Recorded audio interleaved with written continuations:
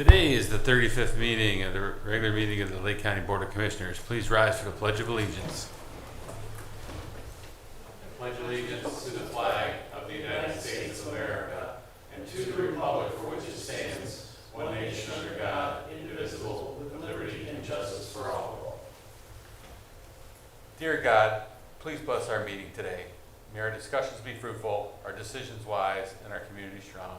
Amen. Amen. Madam Clerk, please call the roll. Commissioner Plechnik. Present. Commissioner Beveridge. Here. Commissioner Regovich. Here. Gentlemen, you have before you the meeting minutes of the regular meeting of September 9th and 11th, 2025. Do I have a motion to approve waiving reading of the same? So moved. Second. Any discussion? Madam Clerk? Commissioner Plechnik. Yes. Commissioner Beveridge. Aye. Commissioner Regovich. Yes. This brings us to our public portion. Anybody wishing to address the board on agenda items only, please raise your hand. You have 3 minutes after stating your name and address for the record. Public portion is now open. And there are no takers. Madam Clerk, proceed with the resolutions. In the Utilities Department, resolution increasing appropriations in Lake County Department of Utilities Solid Waste Management District Professional Services Consultants account. So moved. Second. Any discussion? Madam Clerk? Commissioner Plechnik. Yes. Commissioner Beveridge. Aye. Commissioner Regovich. Yes. Resolution certifying unpaid water and sewer sums and administrative charges to the Lake County Auditor. So moved. Second. Any discussion? Madam Clerk? Commissioner Plechnik. Yes. Commissioner Beveridge. Aye. Commissioner Regovich. Yes. And Job and Family Services Department, resolution authorizing the signing of the regional and local workforce plan assurances and certifications. So moved. Second. Any discussion? Madam Clerk? Commissioner Plechnik. Yes. Commissioner Beveridge. Aye. Commissioner Regovich. Yes. And the Commissioner's Office, resolution awarding a bid contract in the amount of $170,178.35 to TK Excavating for the Sara Lee Storm Sewer Drainage Improvement Project in Concord Township, Ohio. So moved. Second. Any discussion? Nobody does like Sara Lee. Madam Clerk? Commissioner Plechnik. Yes. Commissioner Beveridge. Aye. Commissioner Regovich. Yes. Resolution authorizing execution of a contract with Blue Technologies procured pursuant to Section 9.48D of the Revised Code. So moved. Second. Any discussion? Madam Clerk? Commissioner Plechnik. Yes. Commissioner Beveridge. Aye. Commissioner Regovich. Yes. In the Finance Department, resolution approving payment of bills as listed on the Commissioner's Approval Journal in the amount of $7,769,125.06. So moved. Second. Any discussion? Madam Clerk? Commissioner Plechnik. Yes. Commissioner Beveridge. Aye. Commissioner Regovich. Yes. Resolution approving purchase orders as listed on the Commissioner's Purchase Order Approval Journal in the amount of $1,024,461.05. So moved. Second. Any discussion? Madam Clerk?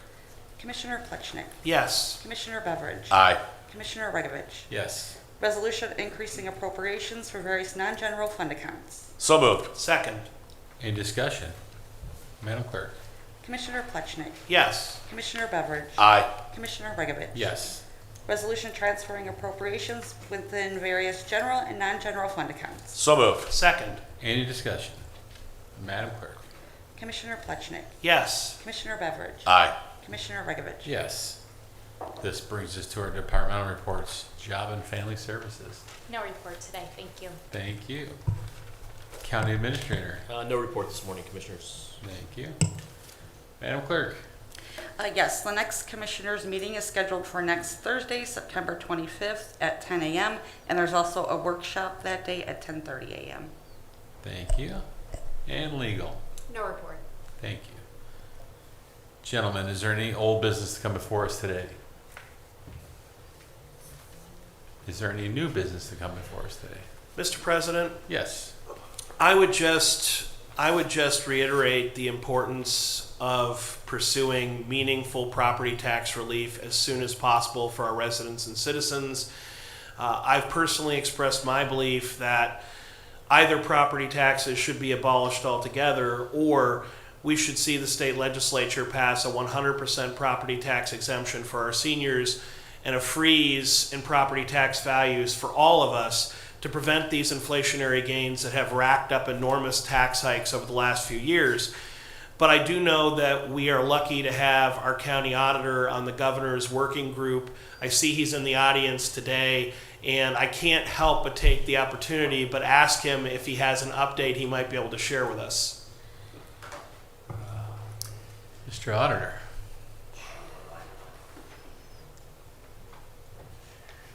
He's bringing us coffee. That's not a good sign.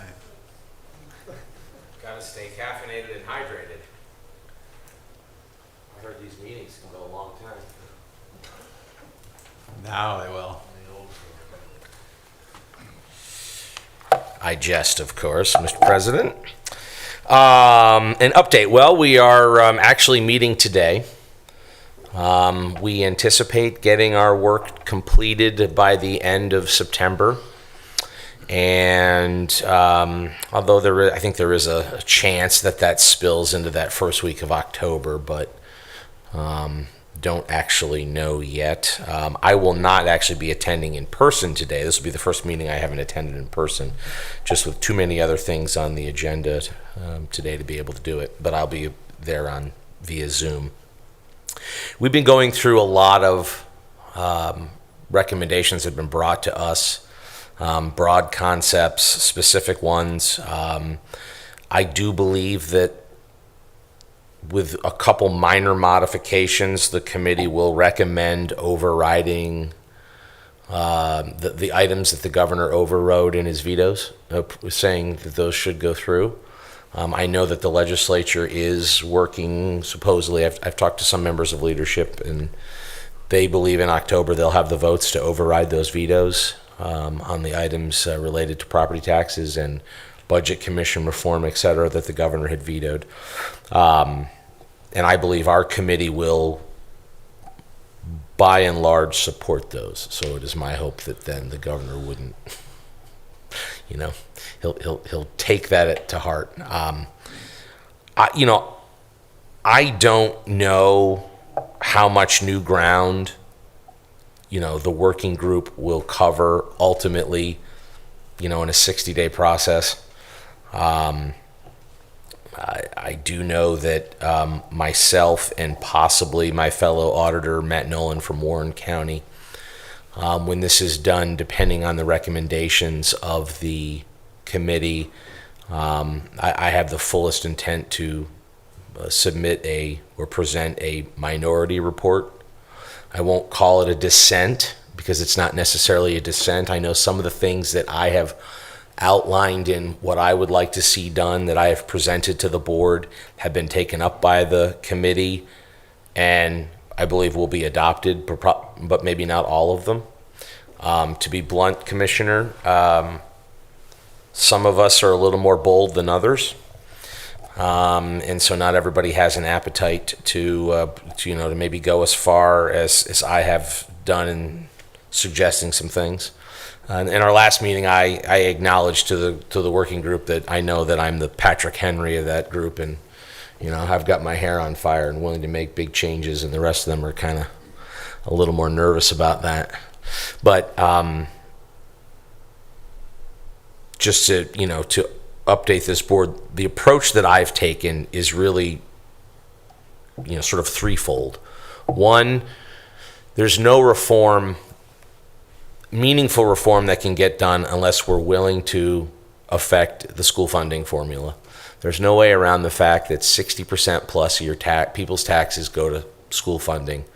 And in order to have actual property tax reform and relief for folks, there's no way we can get at that without getting involved with the school funding formula and how that works and how Can I translate that statement just a bit? Sure. What the auditor is saying is that real property tax reform means your taxes are actually cut. Not a fancy title or name or word, but your bill is lower than when it started. And that the only appropriate way to reform property taxes is to ultimately cut spending, not to flip in some other tax. And so, meaningful property tax reform as in a tax cut means cutting spending.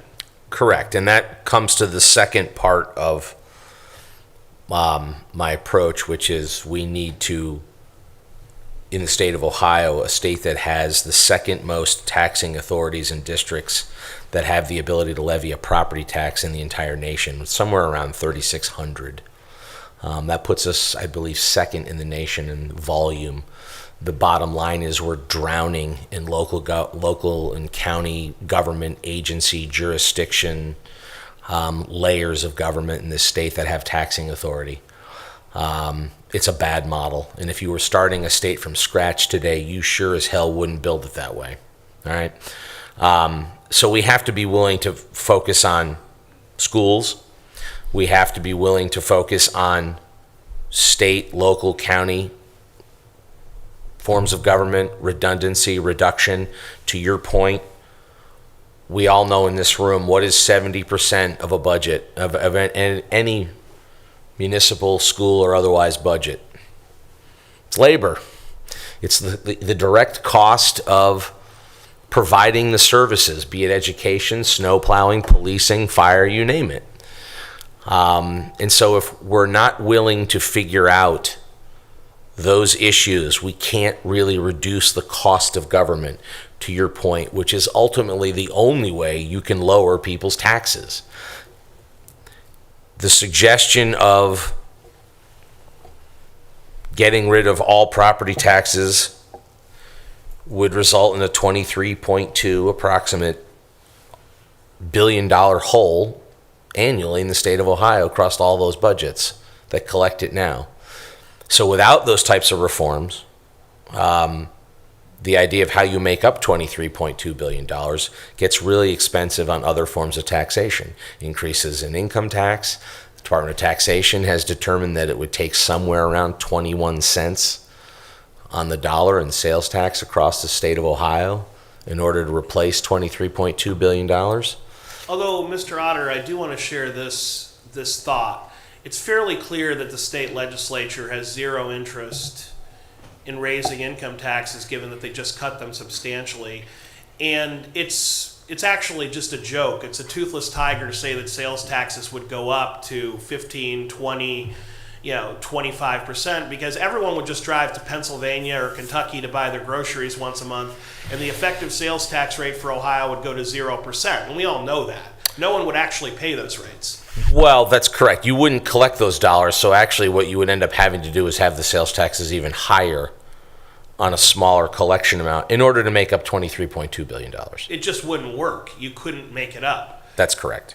So, not to get into that amendment and its potential fallout and all the rest of that. I guess just the one point I wanted to make there is what the amendment would ultimately force is a massive cut in government spending, because you can't raise the income tax or the sales tax high enough to make up the difference. People simply wouldn't pay it. And so you're left with the ultimate goal, which forces cuts in government spending.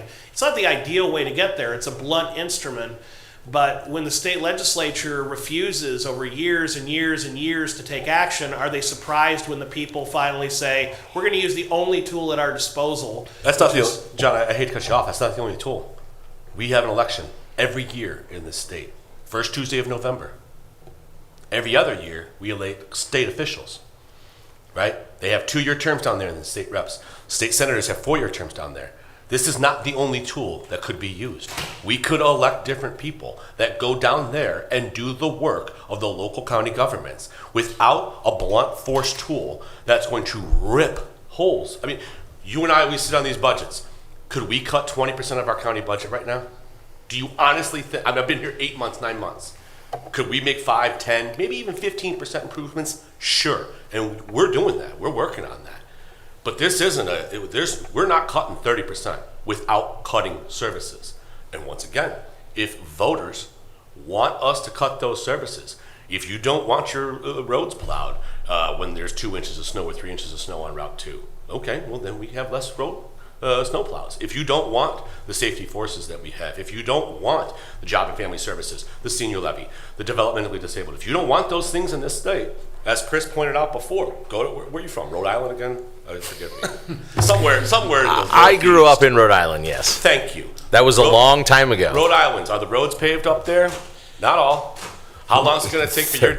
They're paved, yes. How long, what you even talked about, how long would it take for your dad to receive a 911 call from an ambulance? Oh, okay. So my father lives in New Hampshire. That's a great example. I mean, New Hampshire has is a low taxation state with no sales tax and no income tax. They basically just rely on property tax and fees. High, expensive to renew your vehicle every year is a couple $1,000s, right? You know, that kind of thing. But New Hampshire is generally considered the lowest taxation state in the entire nation. And I will tell you, and to both your points, they have far less services. He lives in a relatively affluent town. A lot of those, probably lane mile wise, most of those roads are dirt roads. They have a volunteer fire department. If my old man were to have a heart attack, those volunteers got to drive to the fire department. He's at the other end of town. It would be 25 minutes before someone showed up, right? That's what they've decided. That's what they want, right? And we could do that here too, right? But we have gotten accustomed to certain levels of service, to your point. It is a different, when you have that low a taxation, you cannot provide certain services. And to your point, something like townships where 80+% of their revenue is property taxes, there would be no fire departments, no policing services. If you're somebody like Madison, it would go away immediately. And Jen, I'm not trying to be disrespectful, and I'm not. You and I are, as I've said 100 times, we're swimming in the same direction. It's just a question of what tools we have to be able to accomplish. And Commissioner Beveridge, I stand corrected. You're right. The people do absolutely have the right to vote people in and out of office. And that is a tool to change things over time. But I think part of the problem and the frustration is that virtually all the people in Columbus right now have run for office on the platform of cutting taxes, and yet everyone's taxes have gone up. So you can forgive the people for being somewhat frustrated when they've been promised one thing and delivered another. Yeah, absolutely, in the correct reason they should be. They should be frustrated. And I think that there is a tool that comes around once a year. And for the state folks, it comes around every 2 years. And our job as local leaders is to make sure that we continue to put these issues at the forefront and to have an honest conversation with folks about how we pay for things around here and where the revenues need to come from, and do our best to get an engaged, educated electorate so that they can make the proper changes they want to make without having to use blunt force instruments, if you will. And sometimes I agree it might be necessary. That's all. But Well- I will say I want to express my gratitude to our county auditor for his service on the governor's working group. I know that could not be an easy debate to be a part of, because I suspect that many folks on that group do not want any meaningful change. Well, I think that the folks on the group they all recognize there need to be changes, right? I think that by and large, I would say my fellow work group members have been honest agents in terms of recognizing the need to come up with some real solutions. Now, you may have some disagreements on how you get there. And a recognition ultimately for us, and as we have pointed out repeatedly to the press, is that, well, we don't have any authority, right? It's the legislature ultimately are the ones that have to take on these things, pass them, to the governor for signature and implement them. They have to have the political will to do hard things, right? And I would suggest that, to your point, to this point, the legislature has not done that, right? In the budget, there were a few items that would have been the beginning steps of tax reform. The governor unfortunately vetoed them out of concerns. I will just add, though, beginning is an important word. I think a lot of people were frustrated with how tiny those changes were. And then to see the governor veto them, it's almost like, who cares? Like, you've barely started. These are such tiny changes that don't actually cut our taxes. They just make it procedurally more fair going forward. Well, great. I don't complain about progress. But years and years and years of debate have resulted in the very first baby step forward. And even that's frightening for the governor's office. I mean, I think that the people of Ohio are just about sick and tired of waiting. They need real proposals to save money and pass the savings back to them. And I want to give you personal credit for staking out the ground of suggesting that one way we can save a meaningful amount of money that can be returned to the taxpayers by combining school districts. That is a methodology that does not hurt students, does not cut teachers, but cuts overhead in a way that does not impact the quality of the product, the quality of the experience, the quality of the school whatsoever, and at the same time creates a more efficient, more effective tool for teaching our students. The fact that Florida, a state that has twice our population, has 14 school districts and Lake County has 9, we have almost as many school districts as an entire state. It's gotten out of hand. And the idea that a merger means you lose your identity or you lose your sports team or your name is simply not true. No one's talking about taking away the name of a team or even a team. What we're talking about is how many principals and superintendents does it take to educate a few hundred kids?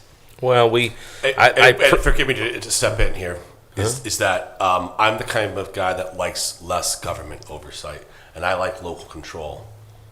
And my fear, would be by doing that, are you bringing all of those school levels down to the lowest common denominator, or are you going to bring them all the way up to the highest education system in your county, for example? The beautiful part about property taxes is that we, as a local jurisdiction in a school district, get to choose what quality of education we want. Well, and if we want more services, and if we want less students per teacher ratios, then we get to choose that. And if the public, once again, I believe in that whole first Tuesday of November concept. If me and my community want to invest in our public education, then we have that right and ability at the local level. I think this conversation is exactly why these things are difficult to get a hold of, right? Because, yes, you're right about that, and you're right about that. Okay? You're both right from a different angle. I think it's important to remember in this entire property tax debate that the vast majority of property taxes that people are griping about have been democratically approved by their fellow citizens. Okay? So people were voting for these things that they're now complaining about. Second, we do need more efficiencies in government. Lake County does not need 9 school districts. We're the smallest geographic county in the state. We don't. We don't need 9 assistant superintendents in charge of curriculum, all designing the same basic curriculum in 9 school districts in Lake County because of state and federal mandates. I think the concept of local control over schools, and we know this as county officials, 85% of what we do is dictated by Ohio law. Right? You don't have fungibility all day long to do whatever the hell you want. You have strict rules that you have to follow. We all have to follow. And that's dictated by the legislature because we are agents of the state. Schools are really no different, right? Most of the things those schools do, when you talk to superintendents and teachers, it's because they are required to under state and federal rules and guidelines and laws, right? The idea that there's a school district in any county in Ohio that has some unique curriculum or some unique program. Yeah, they might have a few little tweaks here if they're a farming community or, but the reality is the vast majority of it is all standardized and mandated. We had, in 1915, about 2,600 school districts in the state of Ohio. Now we're down to 611. My proposal is to go to 94. The 88 counties and break out the 6 major urban school districts because they are so large and with their own issues that allow that we wouldn't want them to overwhelm the county in which that they exist and Mr. and Otter, operate. I had one question about that proposal because I respect the fact that you want to break up larger counties like a Columbus and Franklin or a Cleveland and Cuyahoga. But what about the tiny counties, like the smallest county in Ohio, Vinton, with some 13,000 people? Shouldn't they be combined? Well, I mean, you could, right? I think that's something that could be looked at. I'm already proposing a radical solution, John. That's got me in arguments with superintendents in Northwest Ohio, right? That are freaking out, right? And at the end of the day, you know. Superintendents, not students, not parents, not Well, taxpayers. again, I get it. When you propose someone's job is no longer necessary, they will freak out, and well, I understand that. let's not kid ourselves. Parents will start to freak out quickly too, because they get told one thing or another, and that may or may not be accurate. But you have counties in like Northwest Ohio that have 28,000 people in the county in 4 school districts. How does that make sense, right? I mean, it just doesn't. And we have that all across the state. And we have that, and I want to make it clear too, my approach is not, and what I've proposed is not about picking on schools. Yes, they're the biggest part of property taxes. I mean, in some of those same counties, they're up to 70% of their property taxes. And correct me if I'm wrong, though, doesn't the Ohio Revised Code require the state to pay for high-quality education? The Constitution says so. There is a Duralf case that was vacated.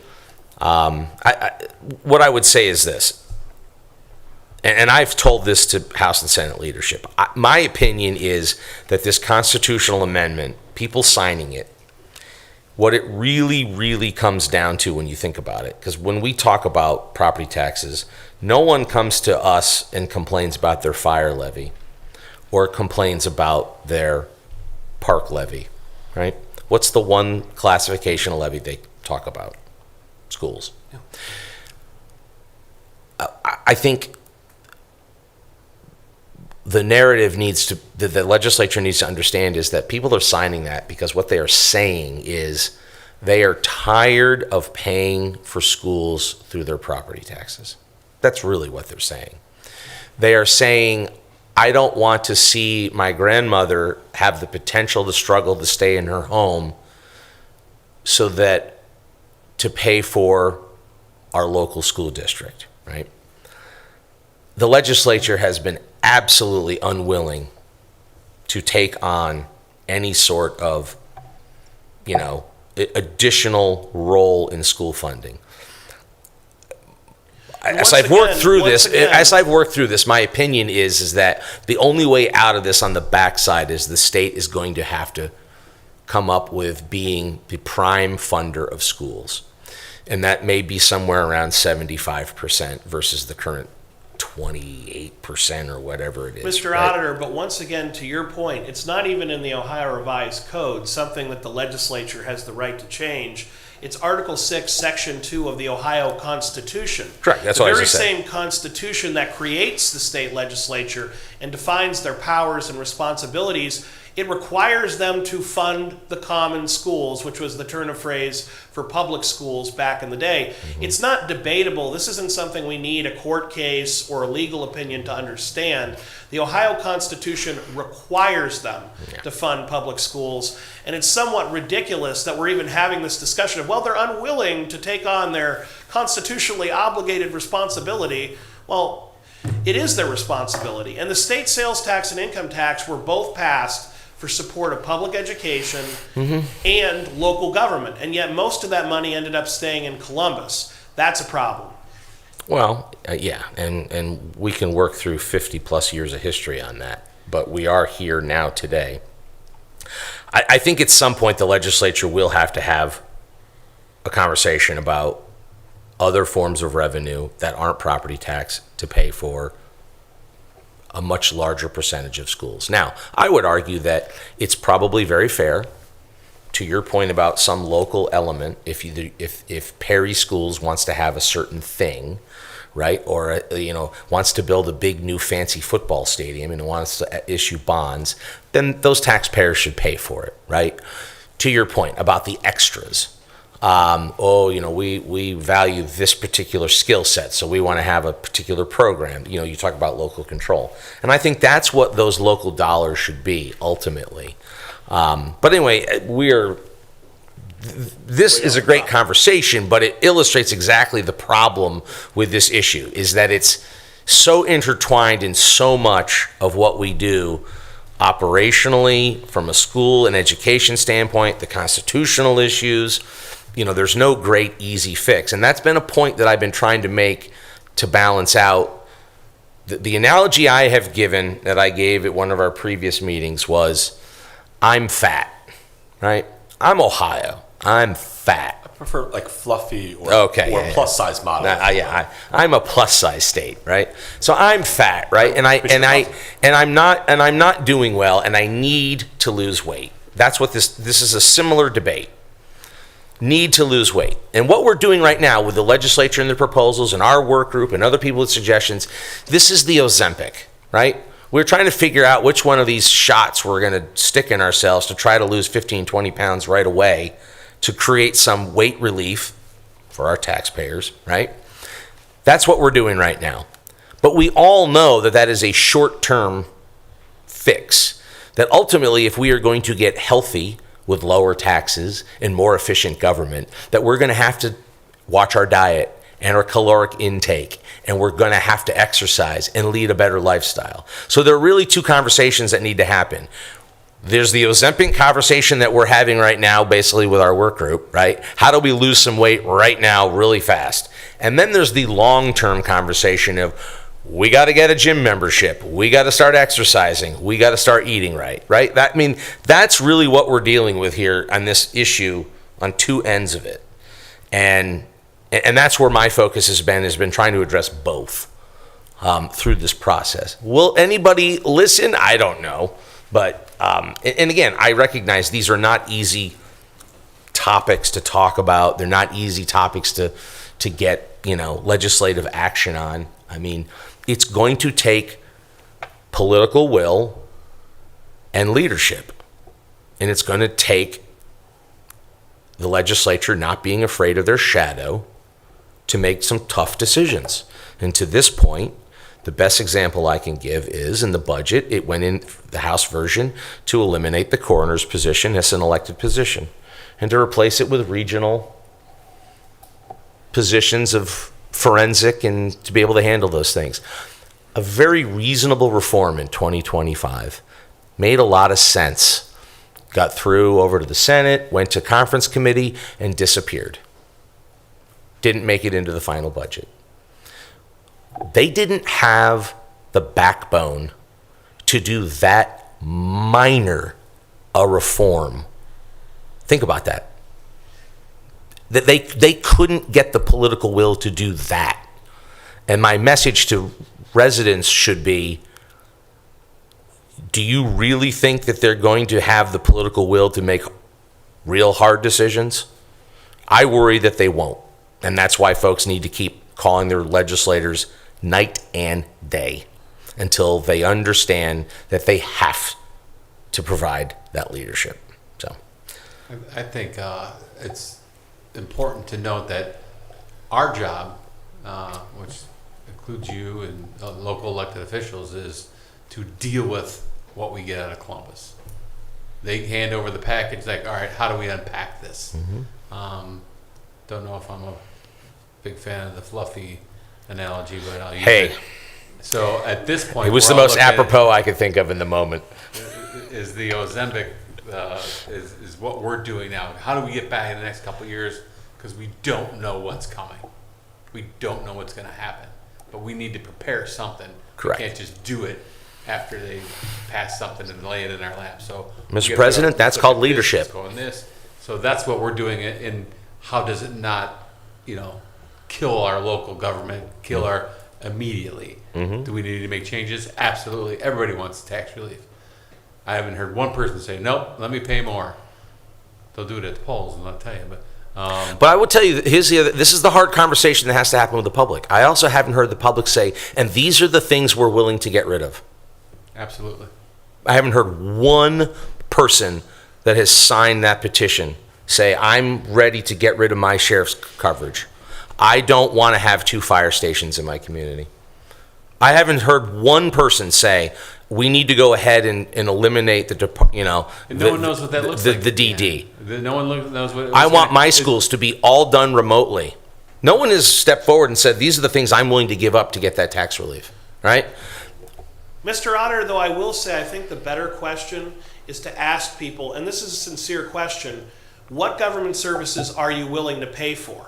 It's not what are you willing to give up. People need to actually go through the thought experiment and say, I'm willing to pay for this, but not for that. Because it's not enough to say, well, I want that service if it's quote unquote free. You need to ask yourself, what am I willing to use my own hard-earned dollars to pay for? And then the list shortens very quickly.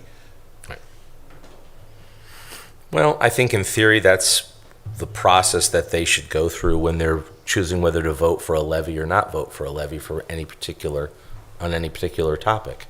But we know that the way levies are set up, including putting levies on, primaries or special election dates, times when there's lower voter turnout, along with misinformation and political campaigning, results in a lot of people not knowing what they're voting for. And while I wish that every voter was 100% informed on every issue, Then I would say those folks shouldn't be signing a petition to get rid of property taxes. I think folks are doing the best they can with what they've been given. And I believe the only reason the state legislature is seriously looking at reform is because they're forced to, because they realize if they don't, I agree they with might that. lose all the tax dollars. And so I would encourage everyone to sign the petition, even people who don't necessarily want to abolish property taxes, because I'll tell you, your only chance of the state legislature taking action is when they see that petition approach 300,000 some signatures. They go, oh my God, maybe we actually have to do our job. I don't disagree with that. I've said that to the organizers of the petition, that they are creating the pressure that's needed on Columbus to take action. I agree with you that most of this stuff wouldn't be happening right now if it wasn't for that. Some of it already was happening before the petition started, so that's not necessarily accurate, but to your point, it's creating a heightened sense of urgency, as it should, because the abolishment of those property taxes, is a Chernobyl event. And so if you can't muster political leadership in that moment, then what good are you, right? I mean, let's be honest. So, I mean, I think if anyone who's, still listening at home and hasn't dozed off, would know that this is a tough conversation. We didn't get here overnight, and we're not going to fix it easily. There's going to be pain.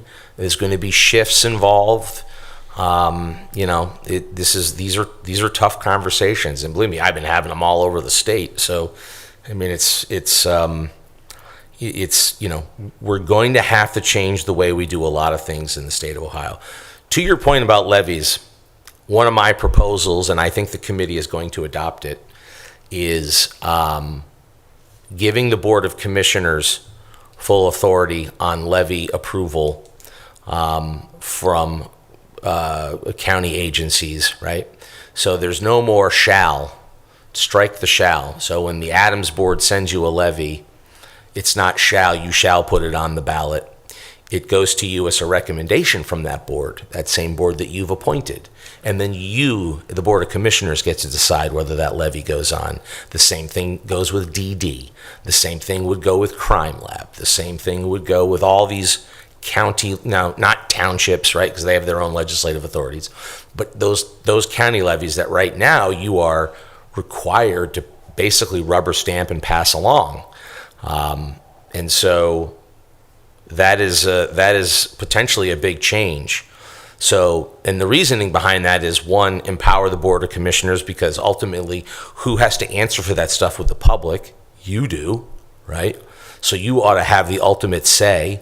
And my recommendation is any board that's looking for a levy from those agencies, it first goes to the Budget Commission for review and analysis, and that Budget Commission makes a recommendation to the Board of Commissioners, then the Board of Commissioners will decide whether it goes on the ballot or not.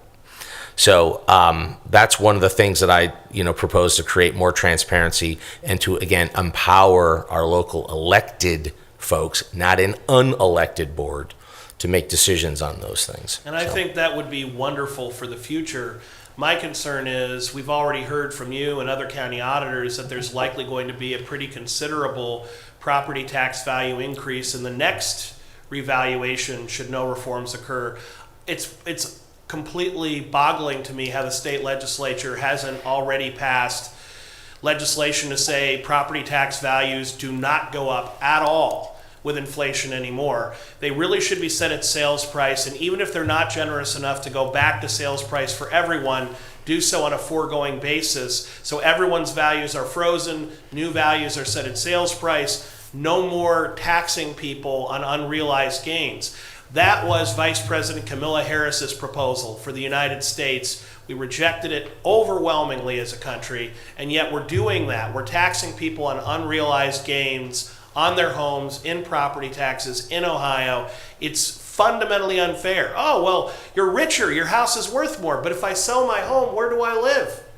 Well, the only thing I would caution you on your proposal on setting it at sales values is, based on the market in the last 3 years, if we did what you proposed, I would have thousands of properties that I would be raising their values on. So, No, the property itself. no, I beg to sets differ. sales I've run the reports. So the devil is in the details on those types of things. We don't chase sales when we do appraisals. We look at large abstract. So when somebody buys a house for $500,000 and the auditor previously had it at $280,000, okay, we don't go and automatically make it $500,000. We will review through sales validation our data to make sure it reflects what you see in the sale. And that may change factors, and then the next revaluation that affects that neighborhood in terms of the values. So ultimately, that house may end up at 460, 440, something like that. If we were to do what you propose, if I went back and looked at all those houses that have sold, we'd be raising a lot of property values You'd be across the lowering county. considerably more, though. Well, I mean, if your suggestion is that I bought my house in 2013 and I should lower my house value to its 2013 value as what I bought it at, that may be true. Oh, I guarantee But how, you it's true. but how far back do we have to go to do that, right? We have people that have been in their homes for 40 years, and that's not really workable. So, anyway, I think what this conversation outlines is why, A, I brought my coffee, and two, Now empty. which is now empty, and two is to show the public how complex this is, that this is not just lower my taxes and there you go. Well, okay. There's a lot of... I believe we accomplished how complicated it is. Yeah, I mean, this is tough stuff. And to Commissioner Beveridge's point, you know, and Commissioner Pleshnik, you're both swimming in the same direction. You're just, you know, one of you's freestyle and one of you's doing the breaststroke or something. You know, it's just a different approach. It's much harder. Are you doing the butterfly? I am cannonball Because you're fluffy. because I'm fluffy. And I like to make big waves. Mr. President, as much as I love the discussion and the gentleman here, can I make a suggestion that when his work group is done, that he comes back to a workshop session of ours? Absolutely. So that we can sit here and listen to ourselves sound smart, just a smaller group, Yeah, we are really good at that. right? I Yeah. mean, it's, yes. Can I have a moment of personal privilege? Actually, well, not personal privilege, but just on something great for the county to report. Before we shift gears, I just want to say two quick things, Mr. President. Number one, I hope you hear from us collectively that we want you to continue pushing for bold change, and please take that to the working group today.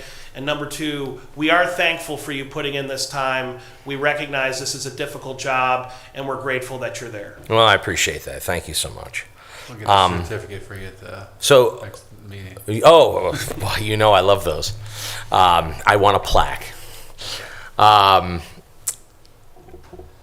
So some great news. There was the Ohio GIS Engineers Conference down in Columbus earlier this week. As engineers put it on, it's a GIS-focused conference, and they had awards. And there were 6 categories of awards handed out to 50, 60 departments or so. And Lake County won 3 of them.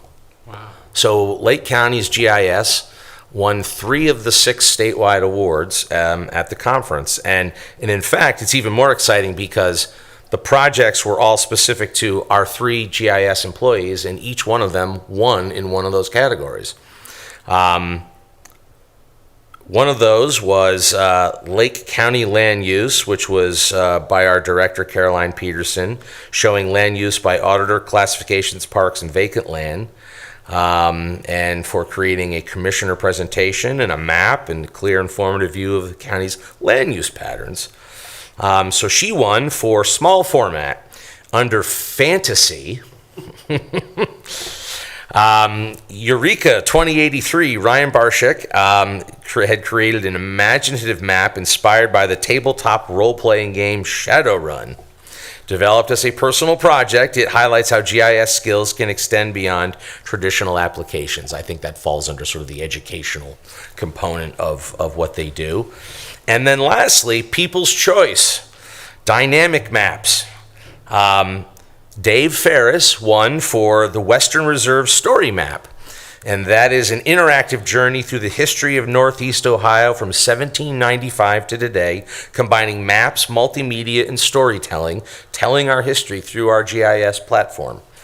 It engages residents, visitors, and helping the public understand our county's historical and geographic context. So I just wanted to let you know that you have an award-winning GIS department where all 3 members of the GIS won an award.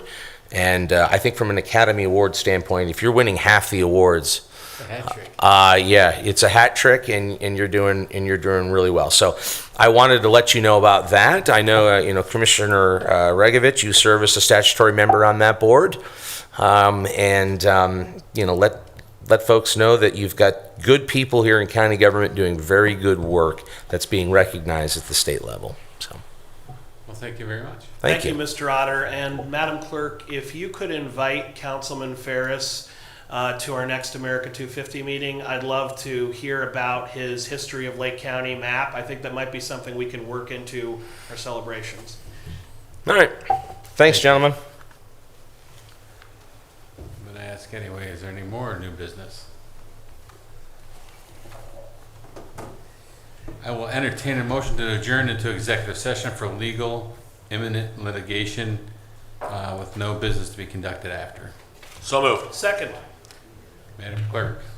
Commissioner Plechnik. Yes. Commissioner Beveridge. Aye. Commissioner Bregovich. Aye.